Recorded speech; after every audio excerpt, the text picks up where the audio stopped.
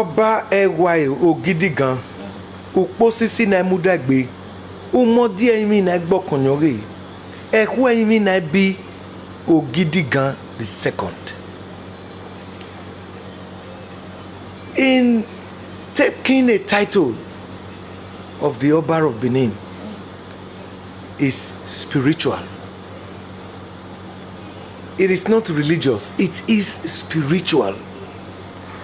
It is just the crown prince and his God that understands. Only they that understand what happens there.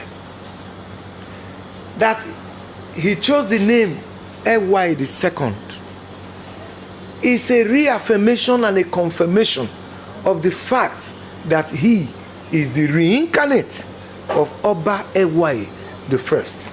He's the one that confirmed it, or is the Benin Kingdom that confirmed him to be the second Ewaye the second? It's a spiritual matter. Oh. It is a spiritual matter. How that is done, no man on earth can tell. Even the crown prince, before becoming Oba, cannot tell what is to happen there. But when he enters into the sacred grove to meet with the divinities, to take a name, it is left with just him and God Almighty, who brings the name to him. So nobody knows how it comes. If any man tells you, I know how the Oba of Benin takes a name, it's a foul. It's a big liar. So they don't take the name of their father. Instead, No. they assign a name to themselves based on spiritual power. The name is not assigned to himself, by himself, or by anybody. That is why we say, Isaac Morioba Udo Wanokwa Keweri. The Oba of Benin is not made, he's born. He's not created, he's born. From the day he's born, he's Oba. We all know He's destined, predestined. he's destined, predestined, and foredestined to be Oba. It cannot be changed. Unlike so many other kingdoms, even the British kingdom, we are not too sure now who is going to be the next king or queen of England. But we know our own, we know. That is why it remains the oldest surviving kingdom and the greatest kingdom ever on earth. So Oba Ewaye the second, Ogidigan, Uposisi na mudagbe, Umodia imi na gbokonyore. The one that is heard of so much and yet not seen by man. The king that is referred to as Uku Akbolokbolo, the king greater than kings. These appellations don't just come because people want to talk. He is called Ogidigan because of the things he has done with his hands. So the first Oba Ewaye the first was the Oba of Benin in what year? In 1440 AD. Okay, he ruled the Benin Kingdom for how many years before? He ruled for about 40 years. And we know this one is going to rule far, far, far more than that. Ewaye the first was appellated with the title Ogidigan because he conquered 201 towns and villages to the left of Benin. That is to the west of Benin, from Benin to Ghana. And from Benin to the east to the Cameroons. He went further to the north and conquered right to the river Niger. Is that why they called him Ogidigan? That is why he was now appellated Ogidigan, which means the great, the conqueror. He refused to conquer the Oyo Empire. He left Oyo Empire Because in his time, there were only two empires here, this side of the Niger. Benin Empire and Oyo Empire. But he left Benin Empire because he left Oyo Empire because they are of the same father. Oromia, who was the first Oba of Benin, when he left Benin because of language problem, he stopped in Oyo to create a kingdom. Oh, so he left to create a kingdom in Oyo. In Oyo. But not in all Yoruba land. No. Okay. In Oyo. Meanwhile, their own father was in Ife as Oduduwa. Right? So, since the father was still alive as Oduduwa in Ife, there was no need going back there. He has already been king here. Obagwabadia. Obagwabadia, a king is no subject of another king. So, when he got back to Ife, he discovered that his father was still there. He cannot now become a subject again. A king is not subject. Is not one king is not a subject of another king. So he moved out to form his own kingdom in Oyo. From Oyo, his own son went to form the kingdom of Ilorin and some other places. So Ogidigan we have today may not have conquered towns and villages, but he has conquered minds. He has conquered governments. He has done things. From the day of his coronation, October 20th, 2016, he made proclamation that became law. What is the law now? That from that day, the issue of Community Development Association menace In Edo State. Is wiped out. And I tell you right now that other states in Nigeria are queuing behind Edo State on the issue of CDAs. The CDA that became a menace, according to His Majesty Oba Ewai II. CDA, Community Development Association, as an association, was not wrong. But those chairman CDA, secretary CDA, they now turned it into youth association to oppress the elders of the villages. And the less powerful. Yes, they now turned every village into a community.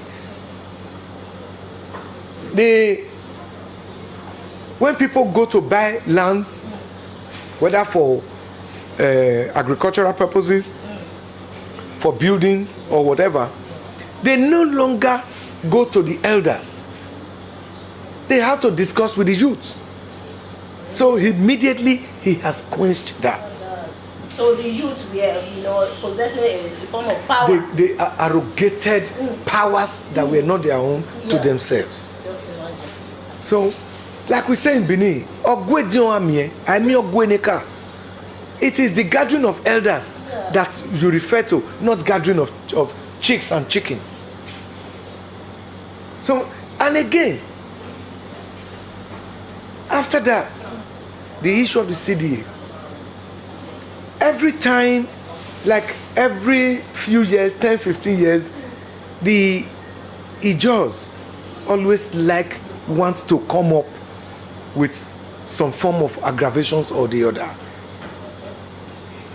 They tried it now with Oba Ewai II. Gidigbo, not when I'm away, no nya so where I am. Oba Ewai has his own way of doing things.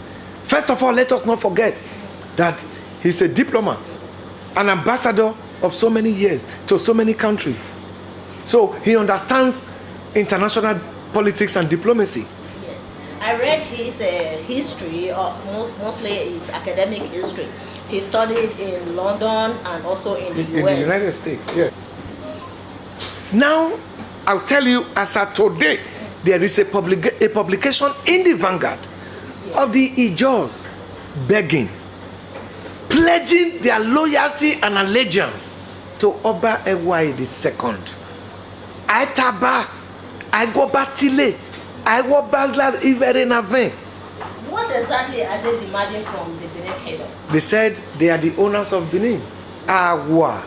Really? So, but today, if today, the 21st day of February 2018, they are begging.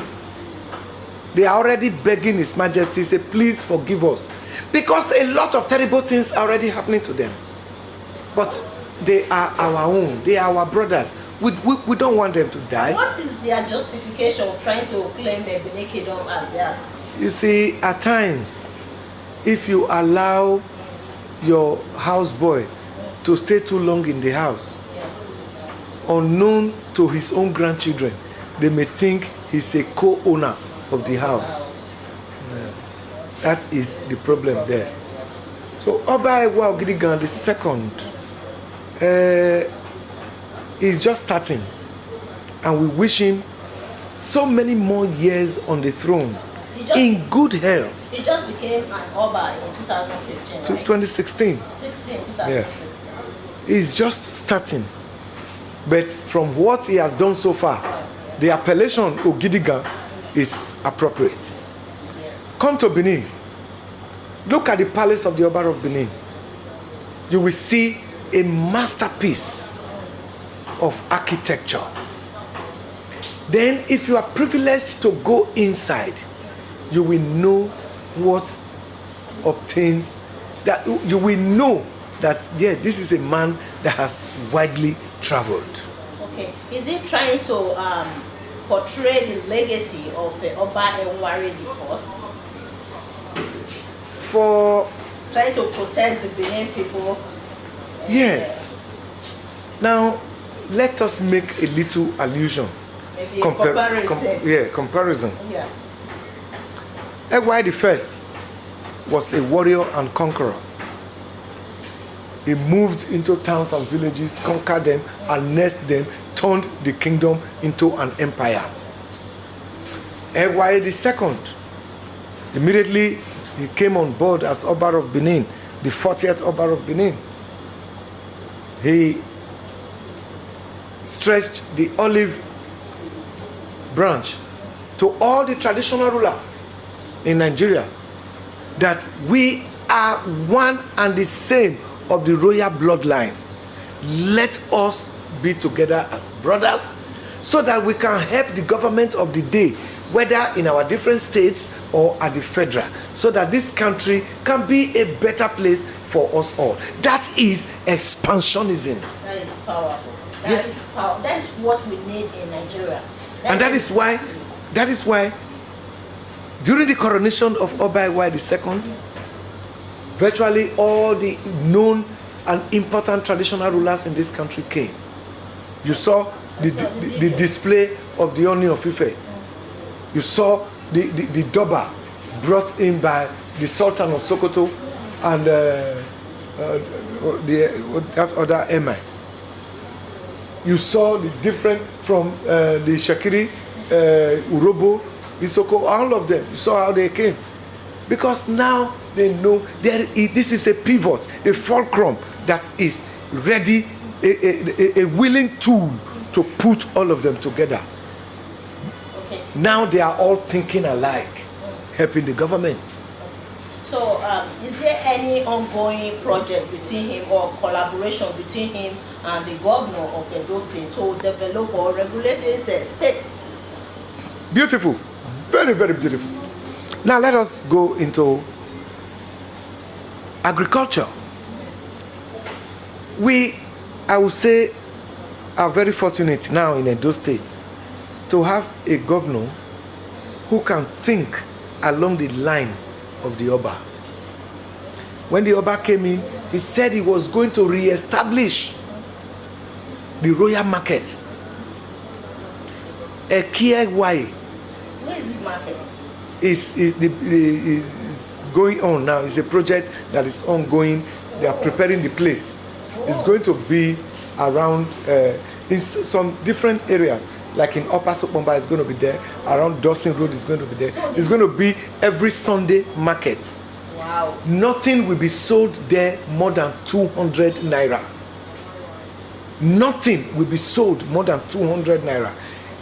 So the market will be named after him. Is Ekieba Ewaye. The second. Yes. Wow, wonderful. That one is there. I love that. So it's nothing will be sold there for more than 200 naira. It's like a dollar store. In our country, we Good. have a market where you don't sell anything more than $3. So it's like a dollar store, something like exactly, that. the dollar store. Exactly. So this one, if the tuber of yam is as big as a full-grown man, is 200 naira. The modalities that are what we say ongoing now, that we are the planning that is going on. We are planning now, strategizing on how to effect it, so that people will not come and buy here and go and resell in another market. For profit draining. Good. That is the plan. That is, as soon as it is, put together properly, the market will take off. Then Ugboba, the issue of Ugboba, the Oba farm. We grew up to know that in every village there is Ugboba. People farm on the Oba's farmland. Bring some percentage, a greater percentage of what comes from the farmland to the Oba in Benin, and then the other one will be for their own pay, their own work. That one is back again.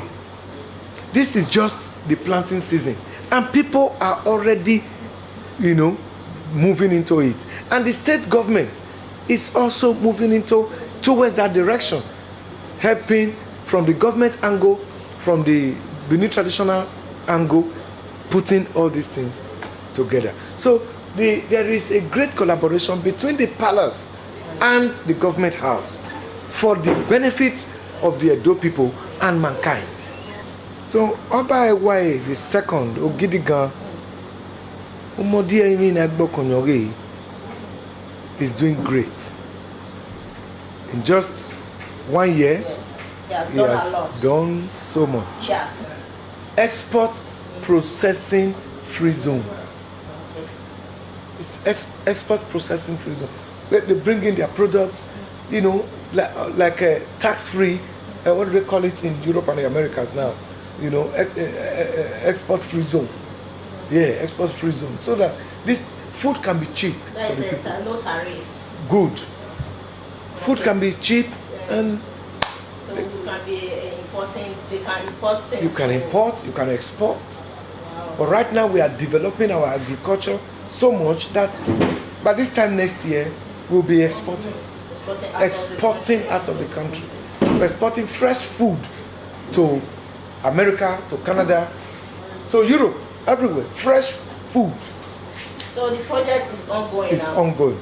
I give God Almighty the glory and all thanks to the Oba of Benin that I have been exceptionally privileged to be on the train of the Oba in all these travels. In Ife, he told the Ife people, we are kith and kin, we are brothers from the same stock. Oduduwa, who left Benin in 1120 AD, became a nobleman here because of the promise and the oath he took before the Okaudioma and the other people that gave him freedom, gave him his life, that he would never step his feet into Benin again. He sent his son, Oromiyan, whom we call Omononya. The Yorubas will say Oromiyan. Now, he came to Benin and became Oba of Benin.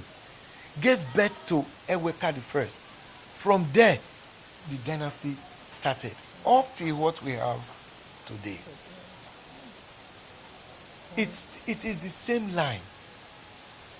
But I must be quick to say that the line of Oduduwa, Oodua Nife, or Balifon Nife, is not the line of the Oni. I stand to be proved wrong. The Oni is merely a priest that looks after the shrine of Oodua. And that is why they call him Oni, Oniorisha. It is not your own from the gods. But let us leave that. That is their own history. And then we visited, just to say thank you to the Sultan of Sokoto, who performed beautifully well before, during, and after the coronation. For the first time in the history of the Sultanate, they took the royal Durbar out of Sokoto to perform the Durbar in Benin for the Oba of Benin. Emi hiaya Gioba Segbewai. Ewai, the great Ogidigan. So then, few weeks back, we were in Warri. Warri was agog. Let me tell you a few things that happened in different places. When we got to Ife, before then, there was a lot of storm, people, aggravations, a lot of unrest. As soon as His Majesty stepped his feet, his vehicle drove into Ife, the people of Ife testified that peace was restored in every home in Ife. Even when we from there moved to Osogbo to see the governor testified. We were in Sokoto. They said, for a very long time. The sun in Sokoto was burning, was killing. People were getting affected with meningitis. But the 5 days or so we spent in Sokoto, there was relative and absolute calm of what we call a decaladera. No sun, no rain. It was cool. We were in Ekpoma. His Majesty Ogidigange Bonoyerenkwe. In Ekpoma, as soon as His Majesty stepped out of the vehicle, the sun and the moon appeared together. From there, His Majesty went to Auchi. We were in Auchi. They said for over a year there was no rain in Auchi. As soon as His Majesty entered Auchi, there was heavy downpour.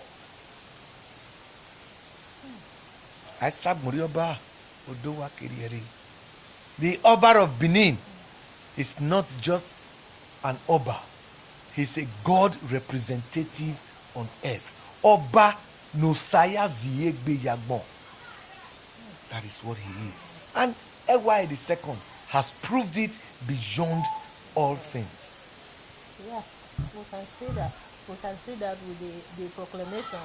Even the recent one was like a rainbow after the rain in the Benin Kingdom. That's what I call it. I call it a rainbow. A rainbow after the rain. Yeah. That's like true. It brought peace to the Benin Kingdom. Peace. Look at the issue of the CDA. Whoever comes out now to nobody, no chairman now. Former chairman, they call themselves. If you even call them, chairman, you say, I'm not a chairman. Oh. Everyone has put himself in the proper perspective, proper position.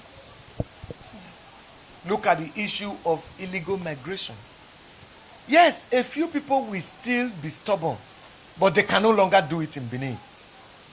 They can still take some of our Benin girls. They take them to Imo. They take them to Anambra. They take them to Abuja. They take them to different places to take them away. But they forget that everywhere that was Benin Kingdom, Benin Empire, under the Emperor Ewai I. Not damn way. Okay, where